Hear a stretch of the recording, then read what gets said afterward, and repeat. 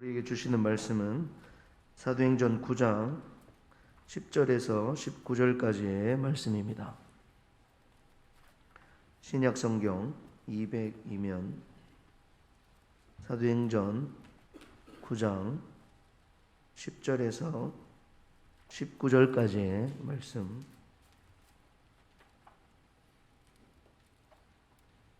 다 찾으신 줄 알고 제가 봉독해 드리겠습니다. 그때 다메섹에 아나니아라 하는 제자가 있더니 주께서 환상 중에 불러 이르시되 아나니아야 하시거늘 대답하되 주여 내가 여기 있나이다 하니 주께서 이르시되 일어나 직가라 하는 거리로 가서 유다의 집에서 다소 사람 사울이라 하는 사람을 찾으라. 그가 기도하는 중이니라.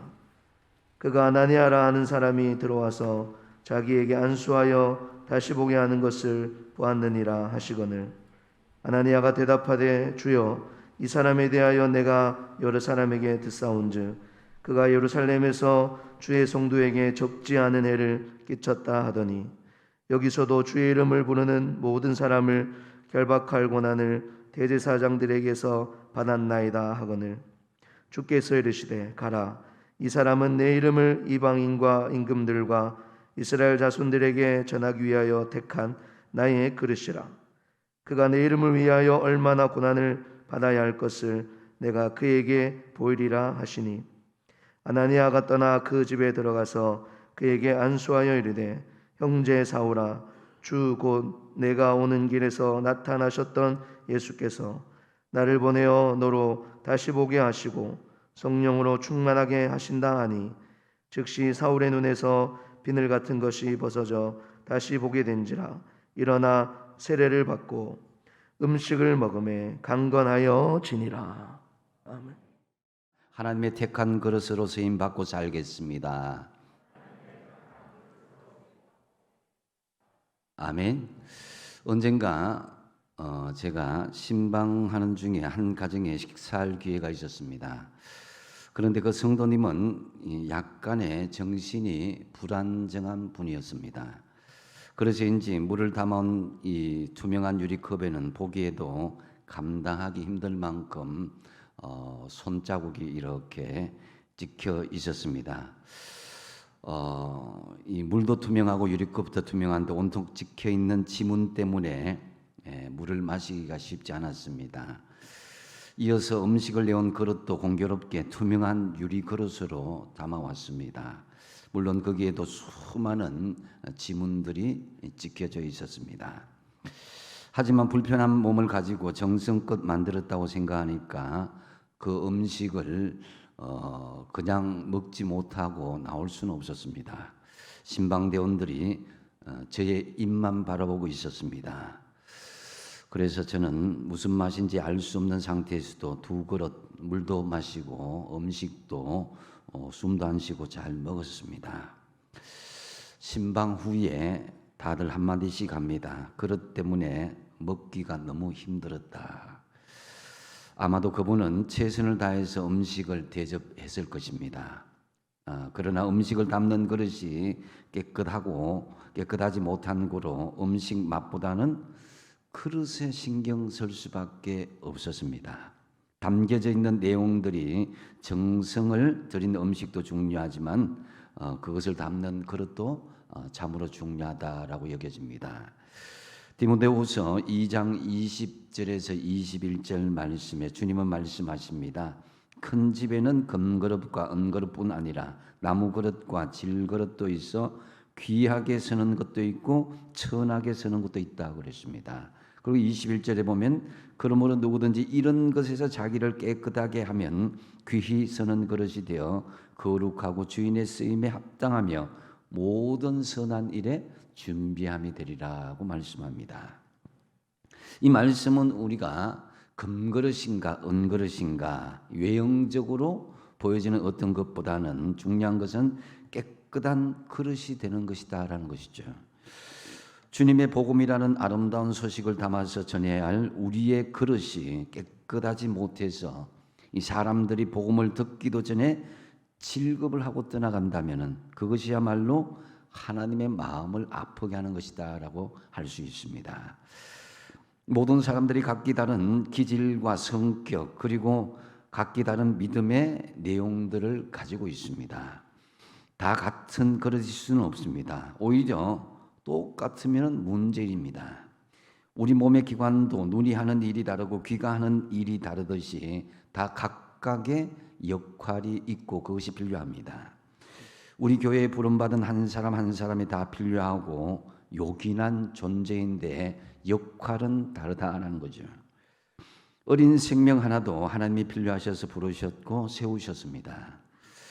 우리 인생은 그 사람이 똑똑하고 요령 많고 약삭 빠른 사람이 앞서가고 잘 살 것 같아도 꼭 그렇지만은 않은 것 같습니다.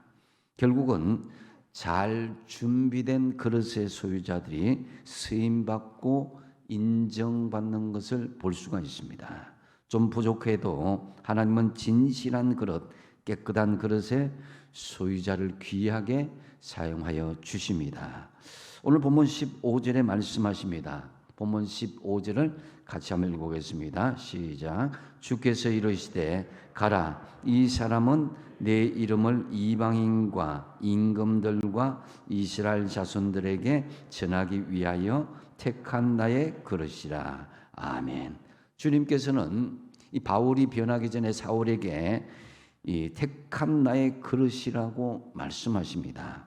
택한 그릇이란 길 가다가 우연히 주운 것도 아니고 아무렇게나 손에 우연히 잡힌 그릇이 아니란 것입니다. 주님께서 특별히 예정하시고 택정하신 사울을 선택하셔서 택한 나의 그릇이다라고 지명하신 것입니다. 우리도 마찬가지로 하나님께서 태초 이전부터 하나님의 택한 그릇입니다. 아멘. 여러분 한 사람 한 사람이 그렇습니다. 왜 제가 이 자리에 있고 구원을 받게 되었습니까? 라는 질문의 대답은 많은 갈래가 있겠지만은 무엇보다도 하나님의 일방적으로 우리를 사랑하시고 은혜를 베푸셨기 때문에 우리는 이 자리에 있는 것입니다. 주님께서는 바울을 가리켜서 내 이름을 이방인과 임금들과 이스라엘 자손들에게 전하기 위하여 택한 나의 그릇이다라고 말씀하십니다. 우리는 그래서 한 번 쓰고 버리는 일회용품이 아닙니다. 아무리 임금의 손에 들려있다 하더라도 한 번 사용하고 끝내버리는 일회용품이라면 무슨 가치가 있겠습니까? 이에 우리도 바울처럼 택한 그릇이라는 확실한 믿음으로 세움을 받는 저와 여러분이 다 되시기 바랍니다. 오늘 본문에서는 사울이 바울로 변하여 택함 받는 과정을 볼 수가 있습니다. 먼저 택한 그릇이 되는 첫 번째 과정은 하나님의 침묵으로 자신을 성찰하게 하는 것을 볼 수가 있습니다. 구절을 보시면은 이 사울은 사흘 동안 보지 못하고 먹지도 마시지도 아니한지라 하니라 그랬습니다. 하나님은 사울에게 사흘 동안 보지도 못하고 먹지도 마시지도 않은 상태로 하나님의 침묵 가운데에 자신을 바라보게 하십니다. 자신을 성찰하게 한 것이죠. 이 사흘이라는 기간은 성경적으로 볼 때 자신을 성찰하고 엄청난 돌이킴의 이 사인과도 같습니다. 사흘 동안이나 식음을 전폐했다는 것은 그동안 사울이 자신을 성찰하게 하고 마음에 어떤 큰 변화가 있는 중요한 시기임을 성경 전반을 통해서도 알 수가 있습니다. 바로 이 사흘이라는 숫자는 물고기 뱃속에서 사흘을 보낸 요나의 이야기나 사흘 만에 다시 살아나신 예수님의 부활처럼 사건의 대전환을 예고하는 신호이기도 합니다. 요나에게 3일은 하나님의 침묵 가운데 자신을 깊이 성찰하게 만든 기간이었습니다. 우리도 마찬가지입니다. 하나님께서 우리를 온전한 택한 그릇으로 사용하기 위해서는 때로는 이 침묵의 연단 기간이 있음을 기억하십시오. 욥을 보시면 더 구체적으로 알 수가 있습니다. 욥기 23장 8절 9절 말씀에 보시면은 욥이 침묵하시는 하나님을 향하여서 절규하는 것을 볼 수가 있습니다. 그런데 내가 앞으로 가도 그가 아니 계시고 뒤로 가도 아니 계시고 그가 왼쪽에서 일하시나 내가 만날 수 없고 오른쪽으로 돌이키시나 배울 수 없다. 하나님께서 꼭 욥을 피하는 것과 같이 길이 침묵하는 그 모습을 보여주고 있습니다.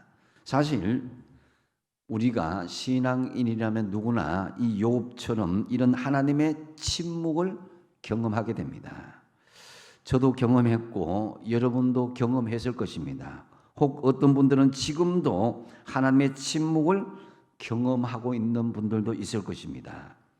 그렇다면 하나님께서는 우리에게 어떤 유익이 있기에 침묵하심으로 우리를 이렇게 힘들게 하시는 것이겠습니까? 여러 가지 이유가 있겠지만 중요한 이유는 나 자신을 바라보고 성찰할 수 있도록 그런 기회를 주신다는 것입니다. 하나님은 사울을 눈멀게 하시고 사울 동안 홀로 두시며 하나님의 침묵 가운데 자신의 성찰하는 시간을 주셨습니다. 눈이 보이지 않는다는 것은 세속에 눈을 돌리지 않는다는 것입니다. 마음의 눈을 자신을 바라보게 한다는 것입니다. 사울에게 있어서 그 사흘 동안 죽음과도 같은 고통의 시간이었을 것입니다. 왜 이런 일이 나에게 일어나는가? 하지만 홀로 있을 수밖에 없었던 그 사울로 인해서 사울은 자신의 과거를 되돌아볼 수 있었습니다. 수많은 그리스도인들을 핍박하고 자신의 열심으로 인한 그것이 곧 하나님의 마음을 아프게 하고 자신이 죄인 중에 괴수라는 그 사실을 되돌아보도록 하였던 것입니다. 우리도 어떤 때는 갑작스럽게 어떤 질병이나 사고로 꼼짝 못할 때가 있습니다. 그것은 바로 하나님이 나를 성찰하도록 하는 기간임을 우리가 알아야 될 것입니다. 이 성찰의 과정을 통해서 사울은 하나님 앞에 책임 있는 결단을 하였고 사울은 바울로 거듭날 수가 있게 된 것입니다. 그러므로 하나님의 침묵은 바울을 바울되게 한 원동력이 됐다는 거죠. 이 하나님의 침묵은 사울을 성찰하게 하여서 바울되게 한 하나님의 가장 큰 응답이었다는 거죠. 결론적으로 보면은 여러분, 때때로 우리는 하나님께서 우리를 너무 오랫동안 침묵으로 방치하는 것이 아닌가 하는 느낌을 받을 때가 있습니다. 외롭고 힘이 듭니다. 하나님이 멀리 계시는 것 같습니다. 저도 그럴 때 너무 힘들 때가 있었습니다. 그러나 사실 하나님은 멀리 있지 않습니다. 하나님은 지금도 침묵으로 우리가 성찰하여서 책임 있는 결단을 하기를 기다리면서 그 마음은 안타까워하고 애절하게 우리의 온전한 모습이 회복되기를 기다리신다는 거죠. 그렇기 때문에 하나님의 도움이 모두 사라져버린 것 같은 침묵의 순간순간마다 낙심하거나 절망하지 마십시오. 하나님의 침묵 속에서 과거의 자아를 성찰하고 현재 우리 자신을 성찰하고 미래 자신에 대해서 바로 성찰할 수 있는 그런 우리 자신의 결단을 통해서 택한 하나님의 그르심을 확정하시는 저와 여러분이 되시기 바랍니다. 그리고 택한 그릇이 되는 두 번째 과정은 하나님께서는 사람과 환경을 준비하시는 것을 볼 수가 있습니다. 10절에 같이 한번 읽어보겠습니다. 시작. 그때에 다메섹에 아나니아라 하는 제자가 있더니 주께서 환상 중에 불러 이르시되 아나니아야 하시거늘 대답하되 주여 내가 여기 있나이다 하니 아멘. 하나님은 이 사울을 위해서 아나니아를 준비해 주셨습니다. 아나니아는 어떤 사람인가 하면 사도행전 22장 12절에 이렇게 평가하고 있습니다. 율법에 따라 경건한 사람으로서 거기 사는 모든 유대인들에게 칭찬을 듣는 아나니아라 하는 이가라고 표현하고 있습니다. 그래서 아나니아는 하나님을 경외하는 경건한 사람이었을 뿐만 아니라 유대인들에게도 칭찬을 받는 사람임을 알 수가 있습니다. 그러니까 하나님은 사울을 위해서 최고의 사람, 최고의 칭찬받는 경건한 사람을 준비하여 주셨던 것입니다. 우리는 주님의 택한 그릇들이지만은 혼자 주의 사명을 감당할 수 없습니다. 하나님의 거룩한 그런 그릇으로 인정받고 쓰임받기 위해서는 수많은 하나님의 도우미들이 우리에게 준비되어 있고 하나님께서 준비하신다는 것입니다. 하나님께서 준비하신 사람들과 더불어 그 사명을 감당하도록 하는 것입니다. 솔로몬은 인생 말년의 선책인 전도서를 통해서 자신의 경험적으로 협력의 중요성을 강조하는 것을 볼 수가 있습니다. 전도서 4장 12절 말씀에 한 사람이면 패하겠거니와 두 사람이면 맞설 수 있고 세 겹줄은 쉽게 끊어지지 않으냐 한다 그랬습니다. 우리는 주님의 택한 그릇으로 혼자 북치고 장구치고 하기보다는 하나님께서 준비하신 동력자들과 협력하는 것, 그 동력자들이 그냥 동력자가 아니라 하나님께서 준비하신 일꾼들과 협력하는 것이 중요합니다. 그런데 여기서 우리가 주목할 것은 하나님께서 준비하신 그 사람을 만나는 과정에 사울이 어떤 자세로 있었느냐 하는 것입니다. 사울은 하나님께서 준비하신 사람인 아나니아를 만날 때에 기도하는 중이었다라고 기록하고 있습니다. 11절 말씀에 주께서 이르시되 일어나 직가라 하는 거리로 가서 유다의 집에서 다소 사람 사울이라는 사람을 찾으라. 그가 기도하는 중이니라 말씀합니다. 이 사울이 머물고 있는 것은 직가 동서로 쭉 직진으로 길이 뻗어져 있는 길을 직가라고 그러죠. 그래서 직가라는 거리에 있는 유다의 집이었습니다. 거기서 사울은 기도하고 있었습니다. 하나님께서는 그 유다의 집에 인도함을 받고 준비된 유다의 집에서 아나니아, 하나님께서 준비된 또 다른 사람을 기도하는 중에 만나게 되었다라는 것입니다. 이처럼 하나님께서 우연인 것 같지만은 침묵 속에 나를 쓰임받는 그릇으로 세우기 위해서 준비된 사람을 예비하고 계신다라는 거죠. 그리고 또한 하나님께서는 사람뿐만 아니라 사명을 감당할 수 있는 환경을 조성하여 주시는 것을 볼 수가 있습니다. 12절 말씀 같이 한번 읽어보겠습니다. 12절 시작. 그가 사람이 들어와서 자기에게 안수하여 다시 보게 하는 것을 보았느니라 하시거늘. 아멘. 사울은 자신이 아나니아라는 사람의 안수를 통해서 눈을 뜨게 될 것이라는 것을 이미 하나님께서 알려주신 거예요. 막연히 아나니아를 만나게 한 것이 아니라 미리 하나님께서 예고하시고 환경을 조성하시고 준비하신 것을 볼 수가 있습니다. 사실 아나니아는 이 사울에 대한 감정이 그때까지만 해도 상당히 부정적이고 적대적인 감정이 많았습니다. 이 아나니아뿐만 아니라 대부분의 유대인들이 사울을 보는 관점이 그랬습니다. 13절 14절이 그렇습니다. 13절 14절에 보시면요, 한번 같이 한번 읽어보겠습니다. 시작. 아나니아가 대답하되 주여 이 사람에 대하여 내가 여러 사람에게 듣사온즉 그가 예루살렘에서 주의 성도에게 적지 않은 해를 끼쳤다 하더니 여기서도 주의 이름을 부르는 모든 사람을 결박할 고난을 대제사장들에게 받았나이다 하거늘. 아멘. 주님의 말씀에 아나니아는 이 일을 제기하고 있죠. 주변 사람들에게 듣자니 사울은 예루살렘에서 주의 성도들을 핍박하고 많은 해를 끼쳤을 뿐만 아니라 그 성도들을 결박한 고난을 대제사장에게 받았다라고 들었습니다라고 사실 근거에 의해서 이 일을 제기합니다. 사울은 그럴 만한 사람이 아니라는 것이죠. 이러한 아나니아와 그 주변의 유대인들의 그런 제기는 불신앙의 표현이라기보다는 그동안 사울의 횡포가 얼마나 극심했는지를 알 수가 있습니다.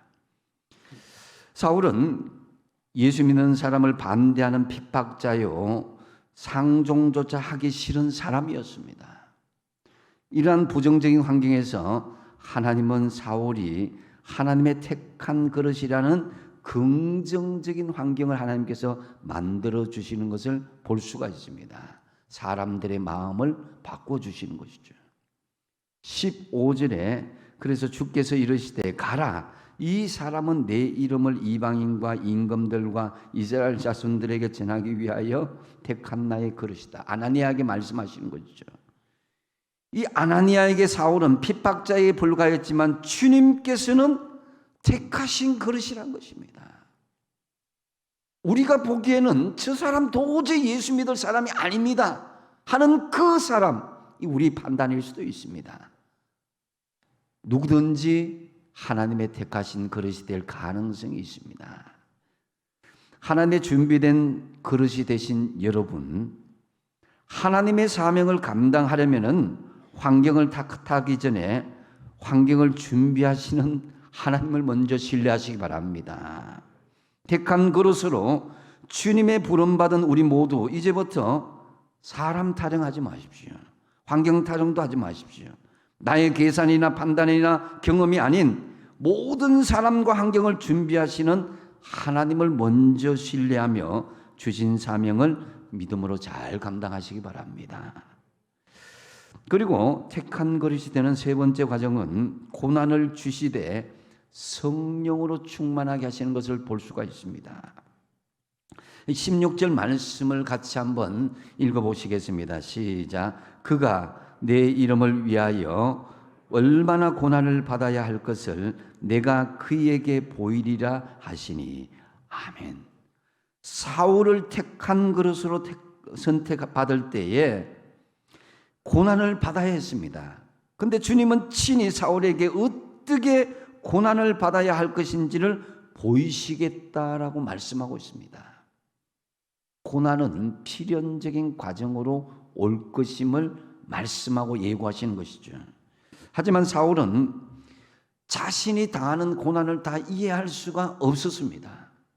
그래서 하나님은 하나님께서 사용하시는 고난의 의미를 알게 하기 위해서 그에게 보이리라. 이 말씀의 의미는 끊임없이 사울에게 그 현상이 일어난 것을 다 보여줌으로 설명하여 줄 것이다 라는 그런 의미입니다. 우리가 그렇습니다. 우리는 예수 믿고 난 뒤에 처음부터 하나님께서 주시는 고난의 의미를 다 알 수 없습니다. 때로는 도무지 이해할 수 없는, 나는 예수 잘 믿는데 예수 믿지 않는 사람보다도, 예수를 잘 믿지 못하는 사람보다도 고난이 내게 더 많이 닥칠 수도 있습니다. 그러나 시간이 지나면 지날수록 하나님께서 그에게 보이리라 하는 것처럼 하나씩 이해가 되기 시작합니다. 신앙의 깊은 단계에 들어가니까. 그것은 우리의 지혜와 지식으로 이해되는 것이 아니라 하나님의 은혜를 받고 나니까 이해가 되더라는 거예요. 은혜가 없을 때는 도무지 이해가 되지 않았던 일들이 은혜를 받고 나니까 그 고난의 의미가 깨닫게 되더라는 거예요. 은혜는 그래서 하나님이 주시는 선물이라고 그랬습니다. 결국 하나님께서 우리에게 은혜를 주시는 목적은 고난의 의미가 무엇인지를 알게 하기 위해서다. 그리고 그 은혜 아래에서 고난을 이해하는 정도가 깊어지면 깊어질수록 우리는 하나님의 영향력 안에 있는 것이 너무 행복하고 즐겁고 기쁘게 여겨지는 것입니다. 그래서 더욱 하나님께 가까이 나아가게 되고 나를 부인할 뿐만 아니라 하나님을 인정하게 되면서 바울의 고백과 같이 나의 나된 것은 하나님의 은혜라고 고백하게 되는 것입니다. 이는 하나님께서 저와 여러분 안에 이토록 이루시기를 원하는 모습이기도 합니다. 결국 바울은 고난 속에서 깨닫게 됩니다. 자신이 죄인 중에 괴수요 지극히 작은 자 중에 작은 자라는 것을 깨닫게 됩니다. 고린도후서 4장 7절에 바울의 고백을 보면은 우리가 이 보배를 질그릇에 가졌다 그랬습니다. 내가 보배가 아니라 질그릇인 나 속에 보배이신 바로 예수님이 우리 안에 있음을 하나님께서 알게 하여 주신다는 거죠. 바울은 자신을 보배이신 예수님과는 전혀 비교할 수 없는 질그릇에 비유하고 있습니다. 심지어 바울은 고린도후서 4장 8절 9절에 이렇게 고백하고 있습니다. 같이 한번 읽어보겠습니다. 시작. 우리가 사방으로 우겨쌈을 당하여도 쌓이지 아니하며 답답한 일을 당하여도 낙심하지 아니하며 핍박을 받아도 버림받지 아니하며 거꾸로 뜨림을 당하여도 망하지 아니하고. 아멘. 이 바울이 당한 고난은 결코 쉽지는 않았겠지만 낙심하지 않고 버림받아서 망하지도 않았습니다. 왜 그랬습니까? 그에게 능력이 있었습니까? 그렇지는 않잖아요. 보배이신 예수 그리스도를 그 안에 모시고 있었기 때문입니다. 여러분, 우리는 하나님의 일방적인 은혜로 택한 그릇이 된 줄로 믿으시기 바랍니다. 그 택한 그릇은 예수 그리스도 안에서 필수적으로 하나님이 원하시는 모습으로 변화되어 나갈 것입니다. 그런데 그 변화를 위해서는 고난이 필수적이다라는 거죠. 그렇다고 고난 앞에서 낙심하거나 절망할 필요가 없는 것이 보배이신 주님께서 우리 안에 계시기 때문이고 그분이 우리를 바꾸어 주시기 때문이라는 것입니다. 그러므로 어떤 경우에도 우리는 고난 앞에서 긍정적인 믿음의 자세로 반응할 수 있어야 된다는 거죠. 하나님의 손길에 모든 것을 우리가 맡길 수 있어야 됩니다. 그러면 하나님께서 우리를 고난 가운데서 온전한 택한 그릇으로 만들어 주신다는 것입니다. 여기서 중요한 것은요, 하나님께서 고난만 막연하게 퍼부는 것이 아닙니다. 우리의 위로자를 보내주십니다. 고난 속에서 고난을 이기도록 성령으로, 보혜사 성령으로 우리에게 충만케 하여 주신다는 사실입니다. 17절 말씀 같이 한번 읽어보겠습니다. 17절 시작. 아나니아가 떠나 그 집에 들어가서 그에게 안수하여 이르되 형제 사울아, 주 곧 내가 오는 길에서 나타나셨던 예수께서 나를 보내어 너로 다시 보게 하시고 성령으로 충만하게 하신다 하니. 아멘. 사울은 핍박자였지만은 여기서는 아나니아는 사울을 형제로 부르고 있습니다. 그래서 형제 사울아 하면서 아나니아는 택한 그릇인 형제 사울을 고난당하고 있을 때에 예수님께서 나를 보내서 너를 다시 보게 하시고 무엇으로 충만하게 하신다? 성령으로 충만하게 하신다는 거죠. 고난받을 때 결코 외롭지 않도록 우리의 위로자가 되시고 우리 보호자가 되시고 우리의 인도자가 되시는 성령님이 우리와 함께 하시고 성령으로 충만하게 하신다. 할렐루야. 이것이 우리에게도 똑같이 동일하게 적용되는 말씀입니다. 여러분, 우리는 하나님의 택한 그릇으로 부름을 받을 때에 고난을 주시지만 더불어 성령으로 충만하게 하심을 믿으시기 바랍니다. 우리가 고난당할 때 성령의 은혜로 이기게 하신다는 것입니다.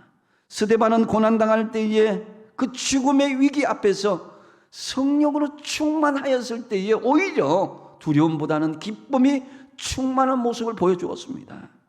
사도행전 6장 10절 말씀에 스데반의 지혜와 성령으로 말함을 그들이 능히 당하지 못하였다고 그랬습니다. 스데반은 순교의 고난 중에서 혼자가 아니었습니다. 성령님이 함께 하시니까 그 대적자들이 능히 이겨낼 수가 없었다는 것입니다. 택함받은 성도들인 우리에게는 불신자들과 사탄마귀의 시험과 고난을 상대할 수밖에 없습니다. 끊임없는 대적자들이 우리에게 참소를 합니다.